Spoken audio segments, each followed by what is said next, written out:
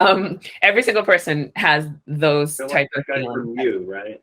The guy from you. That's right. So that's Well, my advice. Sorry, I'm not holding my mic. I have to hold my mic, listeners, because it just snapped the other day. So that, the little thing that hooks to your desk, it snapped. But, this has been a fascinating conversation, and there's so much more I want to ask you. It might just be that we have to bring you back on the show so we can ask you another set of questions. I actually have 3 new ideas for episodes since talking to you. But there's something kind of heavy I want to ask you, and I feel like some people will run into this, and you just might be the inspiration that kind of carries them through. And that is, what challenges did you hit? What barriers were you up against? Can you explain some of that? Because I know that you talked about, being multiple underrepresented groups. You represent 2 of them at least. And not only that, but some folks I feel like run into bias and other reasons why they might want to feel like giving up. Maybe it's just internal things like you were just sort of talking about. What advice can you give to these people?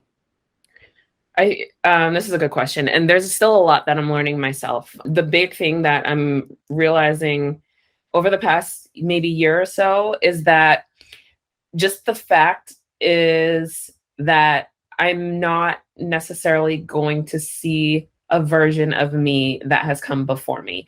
I'll see something similar. And there are some amazing, amazing, amazing Black women who are in tech, but not doing the same things that I want to do. One thing that I guess I was kind of hoping for was that there would be somebody who had already paved the way, carved this path. I think they're doing that. They're actively carving paths, but like I need to carve a path for somebody else. And so I need to be that first one to just like take that machete and like chop at the bushes and things like that, along with the other Black women who are doing their thing right now and, speaking at conferences and things, just be along and help open the doors for the other women who will come after me. So it feels like a very big responsibility, also a great opportunity, but it's scary in certain ways because there isn't a huge group of people that I can go to and be like, well, what should we do now? Like, what do we do from here? Or like, this big event happens in the news or something, like, now what? Like, how should we respond to this? So there's not as much of that. I'm not going to say there's none, but it's hard to find that. It's hard to be the one to carve that path. And so one thing that I do like to do is I like to speak about all of the mistakes and the insecurities, the issues that come up, along with the wins and successes, because I think it can only help for the people who come after me to see that, no, this wasn't just easy. It wasn't just like this person gave me this person gave me that. And as soon as I said, like, let it be, it was so. It came with all of the different fears of like, can you do this? Like, can you do this fast? Like, I'm in underrepresented groups. I'm non-traditional. I'm not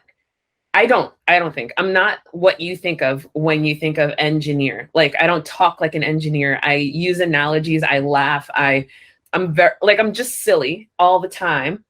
I'm a single mom, and I'll talk about all of these things so that people can know, like, this is what tech looks like also. Like, tech doesn't just look like one thing.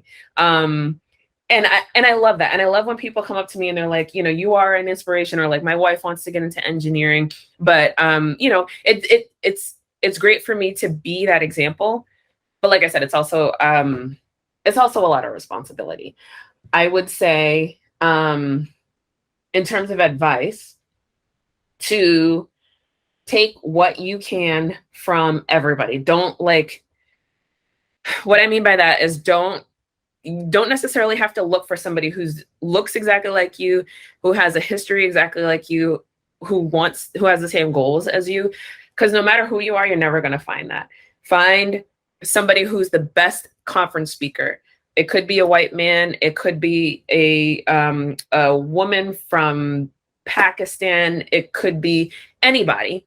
And find the best, a great person, whoever's willing to talk to you, who has reached those goals, and ask them the questions, ask them about their journey, and take that.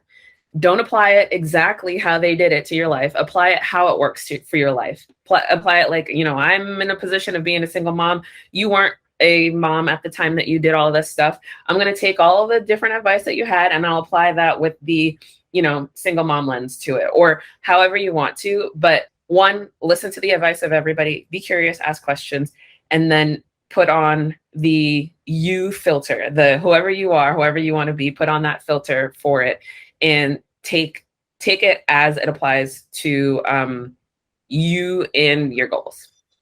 You, not like the Netflix show You. I Don't go that way. Going back to that, it's in my head now. I know. I can't either. As I said it, I was like, oh no, here we go. Oh man.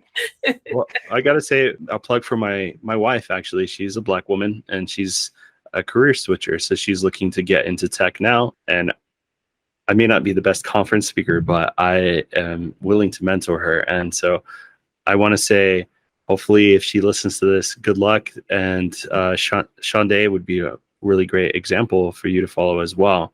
So thank you for paving that path for my wife and for many other, Black women, and also just any women out there, because I have started to see more and more women get into tech, and it's wonderful. I have such great coworkers, and my friend here, Brooke, who I get to speak on a podcast all the time, is now a successful developer. And so I'm really grateful for folks who are paving that way. I love that so much. Thank That's you. Cool. Well, and okay, so I want to dig into that a little. I know Erik kind of started asking it, but I want to get into this, the part where you said it hasn't all been easy, and it wasn't just, a piece of cake. Like, people started handing you things and you just went with it, and it was all just sunshine and daisies from there, right? No, it isn't. And I want to kind of flatten that out a little bit, because I know in my experience, I've had amazing connections. I've had wonderful mentors, some people who I would consider to be some of my best friends ever, just the most genuine, kind people I've ever met. And I think programming is a field where I've met people unlike anywhere else. And education has a lot of good people. So I think that's saying something.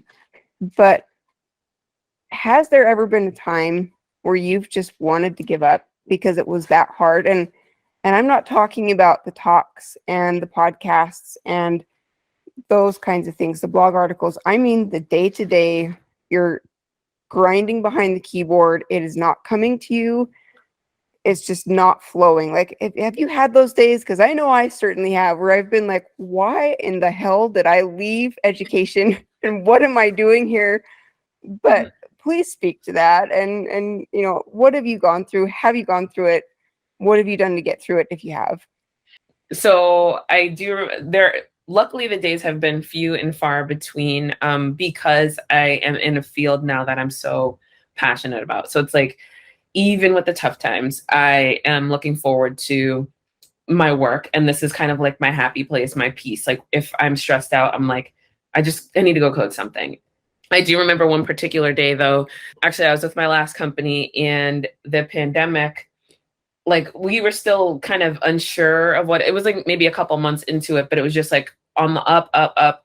I was so stressed out about COVID and the thought behind it. I was like, 2020 was just like, it was a crazy year of change in general. This was the year that I guess this was like 2021. But yeah, I was a single mom. I was trying to navigate that. My son was home with me full time because I was so terrified of COVID that I took him out of daycare. I had just transitioned to engineering in November of 2020. And so I was trying to learn as a junior with, it was straight from sales one day to engineering that Monday. And I was just trying to figure everything out, do a great job. be the best mom and like not get sick with COVID or like die, which, you know, obviously was like a big thing. I mean, a big thing, which was like the big terrifying aspect of COVID. It still is big terrifying aspect of COVID, but there was just so much going on. And all of the people on my team, pretty sure yes, I was the only woman on my team, one of few parents on the team. And the team was talking about like goals and how it seemed like a lot of people were just like kind of taking this COVID thing as an opportunity to just like chill out and not do much and not meet our goals. And I'm like, are you kidding me? Because I am like, I'm doing a lot right now. And I was staying up. I was very burnt out because I would, after I put my son to sleep, I would try and get back to work. So I was staying up till like 12, 1 in the morning every morning. Not the same as how I was when I was like learning to code, because now it was like, oh my God, I'm trying to figure this out and this is going to go to production and I have no idea what I'm doing. And I'm too afraid to ask for help because I don't want everybody to be like, oh my God, Shaundai, she's like new and this was a big mistake for hire. Like we should never hired her. I'm like, these people took a chance on me. They were nice enough to, and now I have to prove to them that I deserve to be here. And so in that meeting, when this person said like, you know, it seems like we need to probably do something to hold each other more accountable. By the end of the meeting, I was like, crying, or I was on the brink of tears. I was like, I cannot wait until this meeting is over so that I could just cry. So I turned off my camera and I just started bawling. Somebody else, the person who got me so excited about TypeScript messaged me and was like, are you okay? Like, he's like, I could tell in the meeting, like you were just like trying to hold it in. And I was like, no, I'm doing so much. And out of that conversation, I decided to, like, at the moment, I was like, my whole world is just crumbling. Like, this is my passion. I'm not good at it. And why? Like, why did I do that? But I can't go back to sales because sales sucks. And like, we're not selling anything right now anyway, because all everybody's getting laid off. What I decided to do from there was to communicate with my team because it was just a lot going on. The thing that I should have done in the beginning was just say, okay, these are all the things that I'm dealing with. At the time, nobody knew that I was a single mom. They didn't know that, like, was very intentional about not having my son on meetings and things like that. I don't know. Well, I do know why. I just didn't want to make a bad impression. But I told them and I listed out the things that I was dealing with. And I was like, but this is what I'm dealing with right now. This is how I felt in the meeting without trying to sound all victim-y. But then I was like, these are the 3 things that I'm going to do. And I'm going to ask for help. I'm going to dedicate certain hours of my day. I'm going to block them off as time that's dedicated to my son. And then other hours of the day that are dedicated to me doing my work. I'm going to ask to pair program more. And I'm also going to spend more time at my parents' house so that they can help me like entertain my son so that I can get some work done. And everybody was like, oh, like people just reached out like, oh my God, I didn't realize there was so much stuff that was going on. And like, thank you for this. And we'll be more understanding of things. So lesson learned is communicate. Don't try to do everything yourself because you will explode like I did. But yes, I have had those days. Continue to have those days every once in a while. I can relate, Brooke. Hey, if there's ever anybody out there, I just want to make an invitation, and very protective of my free time. So I don't make this lightly, but if there's somebody who's out there and you're having a struggle with like whether that you should stay in this industry or not, you feel free to hit me up on Twitter or something. I'd love to chat with you about that and make a case for maybe sticking with it. Oh man, I did it again. I wasn't holding my mic. I really got to hold this thing up. Do it again, please. It was kind of distant. I just got to say, listeners, I'm very protective of my free time. I've got a family, but I really want to invite people. And I say that so that you know how serious I am about this. If you are thinking of leaving the software industry because it's hard, because you're struggling, because you have no one to talk to, feel free to hit me up. I would love to try to convince you to stay and to stick with it and maybe give what advice I can to try to help out. I can't fix anything necessarily, but if you need someone to talk to about it, let me know. Erik,